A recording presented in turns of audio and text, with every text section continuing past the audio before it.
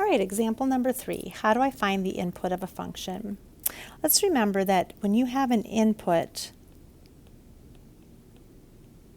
that is our x value, and the output is our y value. So it says the output of a function is 7 more than 22 times the input. Find the input when the output is 29. So let's go ahead and write this function right here. It says the output of a function, so I've got y is equal to 7 more than 22 times the input. So I have 7 plus 22, and then in algebra, we write that with the number right next to the variable. All right, then it says find the input when the output is 29. So we're going to then replace that y with 29. I'll take 29 is equal to 7 plus 22x. All right, so I'm going to subtract the 7. We're isolating the variable. And I'll get 22 is equal to 22x. And then we're just going to divide by 22. And x is going to be equal to 1. So when the output is 29, the input is going to be 1. All right, the second one, it says the output of the function is 8 less than 23 times the input. Find the input when the output is 176. So for this one, we've got the y is equal to, now because it's 8 less than 23 times, it's going to be 23x, and then minus the 8. And then we're going to plug in when the input is 176, so we'll have 176 is equal to 23x minus 8. And so we're going to isolate the variable. All right, so we'll get 184 is equal to 23x, and then we're just going to divide by 23. And x then is going to be equal to, let's divide it, 23. It'll be equal to 8. All right, example 4, how do I solve real-world equations?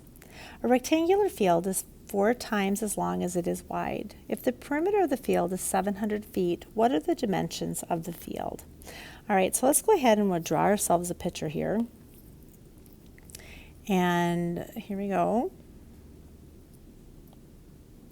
And what it's saying is that the field is 4 times as long as it is wide. So this I'm going to put as 4x, and then this side can be then x.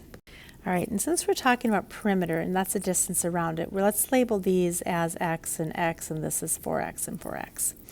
All right, so what we know then is we'd have our 4x plus our 4x, which is 8x, 9x, and then 10x. So we've got the 10x is going to be equal to then 700.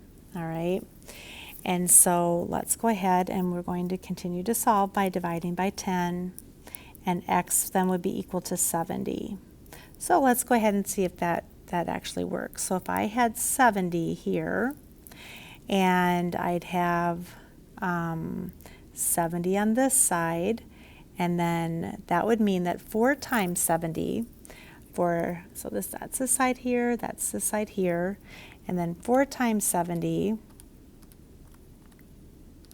is going to give me 280 on this side, and this would give me 280 on this side. So now if I add them all up, I just need to make sure that I get 700, and I do, so I did that one right. So our length, or our width of is going to be 70, and then our length then is going to be 280 for this one. For our last example, it says that the cost of a field trip is $215 for the bus plus $3 per student to enter the event. Write an equation where C is the cost of the field trip and S is the number of students that models the situation. So let's go ahead. We have the cost is $215 for the group. So we're looking for our cost, and I'm going to have a $215 one-time fee. Plus, I'm going to have $3 for every student. So there it is modeled.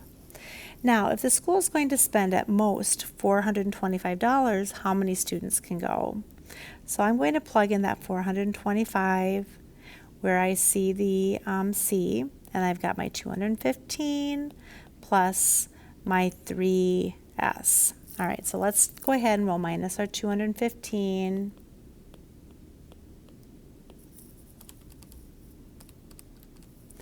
And you'll get 210, then is equal to 3s. So then if we divide both sides by 3, we would get s would be equal to 70. So that means that you could have 70 students that would be able to go on the field trip.